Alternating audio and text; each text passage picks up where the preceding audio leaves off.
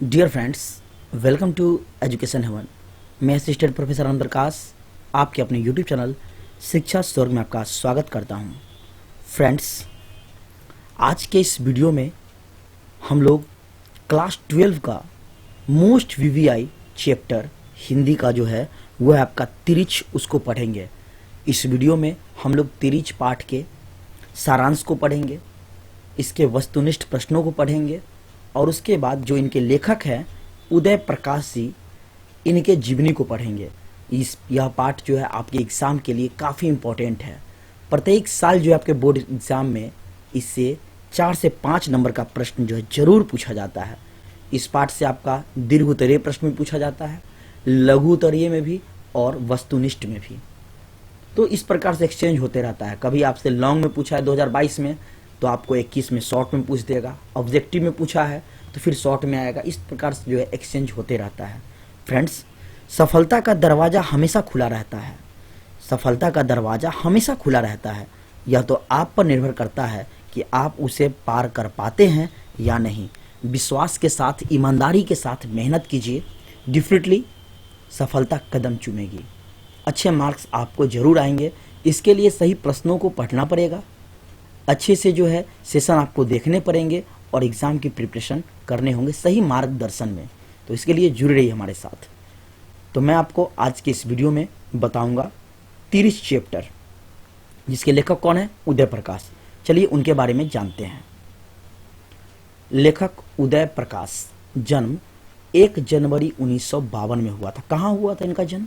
तो उदय प्रकाश जी का जन्म हुआ था सीतापुर में, अनूपपुर में, जो कि पड़ता है मध्य प्रदेश यानी एमपी में पड़ता है। इनकी माँ का नाम गंगा देवी था। क्या था? गंगा देवी। इनके पिताजी प्रेम कुमार सिंह, पिता का नाम प्रेम कुमार सिंह। इन्होंने बीएससी किया, फिर उसके बाद मास्टर ऑफ आर्ट्स हिंदी से किया इन्होंने। उसके बाद ये हिंदी से किया कहाँ से? सागर विश्वविद्यालय मध्य प्रदेश से। नेक्स्ट, इनकी वृत्ति क्या क्या किया इन्होंने? तो जवाहरलाल नेहरू विश्वविद्यालय नई दिल्ली में जो है इन्होंने भारतीय भाषा विभाग में अध्यापन का कार्य किया। क्या कार्य किया? अध्यापन का। यह प्रश्न आपका ऑब्जेक्टिव में पूछा हुआ है। फिर उन्होंने सांस्कृतिक विभाग में काम किया है। अब देखिए, मध्य प्रदेश सरकार में इन्होंने विशेष अधिकारी के पद पर भी काम किया है। ये अधिकारी भी रह चुके हैं, इतना बड़ा इनका जो है पद है, ओहदा है। संप्रति देखते हैं, स्वतंत्र लेखन थे ये, लेखन का काम इनका स्वतंत्र था। फिल्म निर्माण, अखबारों तथा फिल्मों के लिए भी लेखन इन्होंने किया है। कृतियां मोहनदास के लिए जो है इनको साहित्य अकादमी पुरस्कार 2010 में इनको मिल चुका है। इसके अलावा दरियाई घोड़ा, तिरिच, जो कि चैप्टर हम लोग आज पढ़ रहे हैं, और अंत में प्रार्थना, पॉल गोमरा का स्कूटर, पीली छतरी वाली लड़की, ये सब इनकी कृतियां हैं। सम्मान मैंने अभी आपको बताया, साहित्य अकादमी पुरस्कार 2010 इनको मिला था मोहनदास के लिए। क्लियर है? चलते हैं सारांश की ओर। तिरिच क्या है? छिपकली प्रजाति का जो है विषैला जीव है। जिस प्रकार सांप का जहर होता है ना, उसी प्रकार तिरिच का भी जो है जहर होता है, एक विषैला जीव है। तिरिच कहानी क्या है? इसमें जो है लेखक जो है अपने पिताजी के बारे में सपना देखते हैं और यह कहानी यह भी दर्शाता है कि आज का जो शहर में मानव जो है वह क्रूरतापूर्वक बिहेव करते हैं, उन्हें मानवतापन नहीं रह गया है।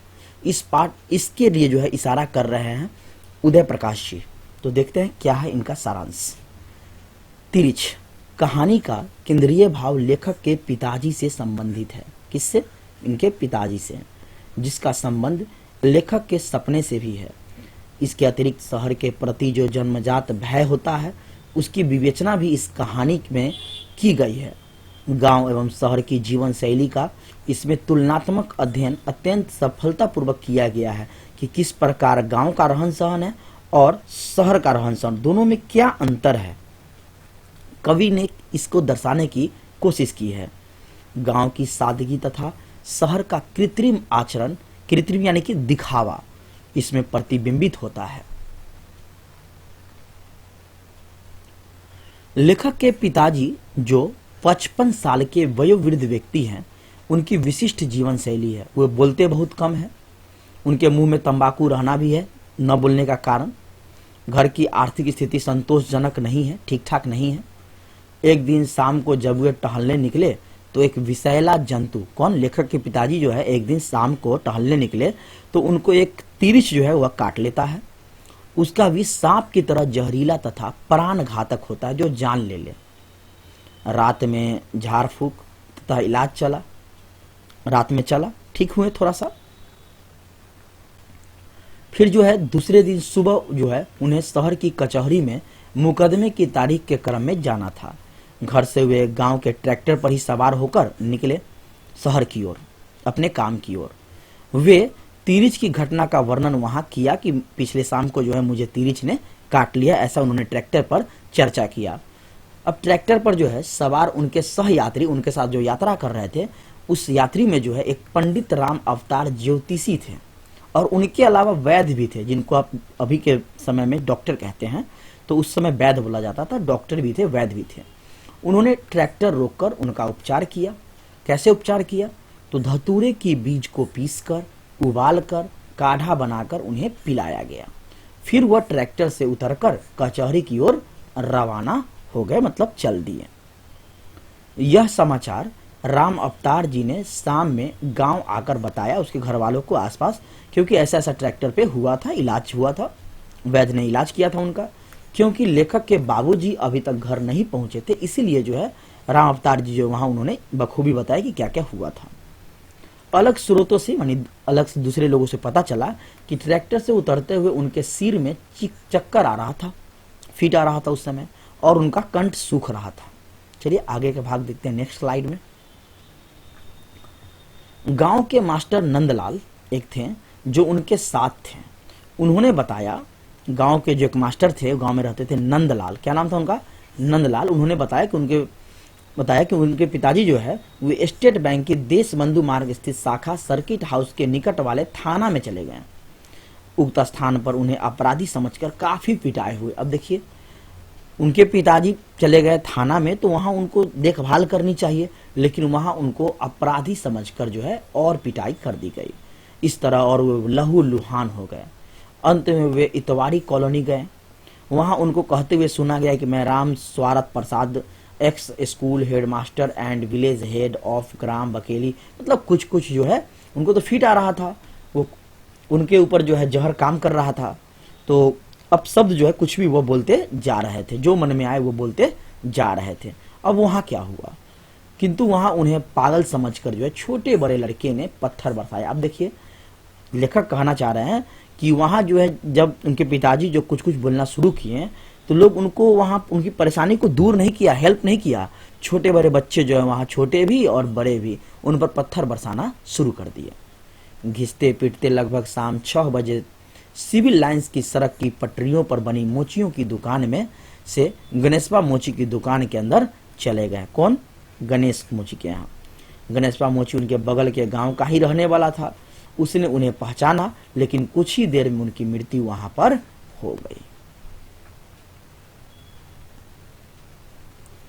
इस प्रकार की कहानी के द्वारा लेखक ने सांकेतिक भाषा शैली में आधुनिक शहरों में पसर रही विकृति, बुराई, दोष, द्वेष एवं विसंगतियों पर कटाक्ष किया है कि किस प्रकार गांव का रहन सहन होता है, शहर का रहन सहन क्या है।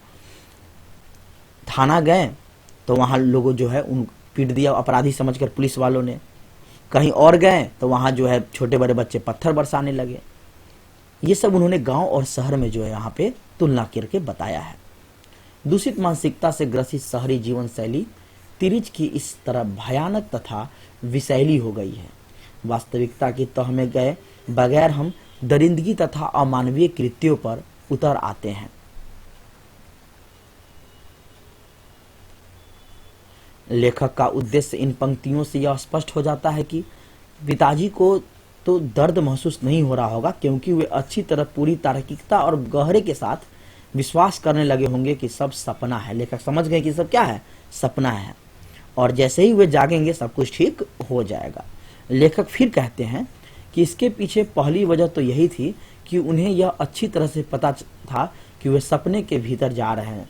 जैसे ही वो सोना शुरू किए तो उनको एहसास हो गया कि अब सपना देख रहे हैं। और इससे किसी को कोई चोट नहीं आएगी। इस कहानी में लेखक को संदेश स्पष्ट परिलक्षित होता है। अब चलते हैं वस्तुनिष्ठ प्रश्नों की ओर, जो मैंने अभी तक आपको बताया कितना आपको याद हुआ देखिए। क्वेश्चन नंबर 1, उदय प्रकाश का जन्म कब हुआ था? तो 1 जनवरी 1952 को होता है। मैंने आपको पीछे बताया उदय प्रकाश का जन्म कब हुआ, 1 जनवरी 1952। कहाँ हुआ था? तो मध्य प्रदेश में हुआ था। तो वो भी देखिए प्रश्न। क्वेश्चन नंबर 2, उदय प्रकाश जी का जन्म कहाँ हुआ था? तो सीतापुर में हुआ था, मध्य प्रदेश यानी कि एमपी में हुआ था। ऑप्शन नंबर ख राइट हो जाएगा answer. Next question number 3, Tirich लेख का संबंध किससे है? तो यह लेखक के पिताजी से। किससे है? लेखक के पिताजी से। नेक्स्ट क्वेश्चन नंबर 4, तिरिच पाठ के लेखक कौन है? तो उदय प्रकाश जी। कौन है? Uday Prakash. Next question number 5, Uday Prakash ji किस पत्रिका का सहायक संपादक थे? तो संडे मेल, नई दिल्ली, इसके जो है यह प्रकाशक थे। Next question number 6, Jawaharlal Nehru विश्वविद्यालय के भारतीय भाषा विभाग में उदय प्रकाश ने क्या किया? तो इन्होंने अध्यापन किया। क्या किया? अध्यापन किया। नेक्स्ट क्वेश्चन नंबर 7, दरियाई घोड़ा, तिरिच, पीली छतरी वाली लड़की, ये सब किनकी रचना है, कृतियां हैं? तो ये है उदय प्रकाश की। किनकी? उदय प्रकाश की। मैंने आपको एक प्रश्न और भी बताया कि इनको साहित्य अकादमी 2010 अवार्ड मिला, और पीछे मैं बता चुका हूं कि क्यों दिया गया। तो आप कमेंट बॉक्स में लिखें कि उनको जो है साहित्य अकादमी अवार्ड 2010 में मिला, तो क्यों मिला, इसका आंसर आप जरूर दें। Next question number 8, Uday Prakash के पिताजी कौन थे? क्या नाम था उनका? प्रेम कुमार सिंह। क्या नाम था? Prem Kumar Singh. Next question number 9, लेखक के माता जी का क्या नाम है? तो वो है गंगा देवी। क्या है? Ganga Devi. Next question number 10, Tirich क्या है? तो मैंने आपको बताया है छिपकली प्रजाति का विषैला जीव है, इसका जहर सांप के जैसा जहरीला होता है। नेक्स्ट क्वेश्चन नंबर 11, तिरिच किसका पर्याय बनकर उभरा है? तो आतंक का। किसका उभरा है? आतंक का। नेक्स्ट क्वेश्चन नंबर 12, तिरिच कहानी किस शैली में लिखी गई है? तो यह आत्मकथात्मक शैली है। मोस्ट वीवीआई प्रश्न है आपका, तिरिच कहानी किस शैली में है? तो यह आपका आत्मकथात्मक शैली है। फ्रेंड्स, आई होप आपको अच्छे से समझ में आया होगा कि मैं पूर्ण विस्तार से जो है इस कहानी को बताया हूं, जो कि उदय प्रकाश जी द्वारा लिखा गया एक मर्मात्मक, काफी इमोशनपन वाला जो है यह आपका स्टोरी है, जो कि मैंने आपको समरी बताया है। इससे हर हाल में आपके बोर्ड एग्जाम में प्रश्न आएंगे, हर साल पूछा जाता है, चाहे वो आपका ऑब्जेक्टिव प्रश्न हो, चाहे वह शॉर्ट क्वेश्चन हो या फिर लॉन्ग क्वेश्चन हो, कहीं भी आपसे यह प्रश्न जो है पूछा जा सकता है। उम्मीद है आपको समझ में आया होगा, आप इसे अच्छे से याद कर लें। फिर मैं मिलूंगा नेक्स्ट वीडियो में नए प्रश्नों के साथ, आपके एग्जाम के लिए जो इम्पोर्टेंट होगा वैसे वीडियो में आपको नेक्स्ट उपलब्ध करवाऊंगा। तब तक के लिए धन्यवाद। Thank you for watching this video.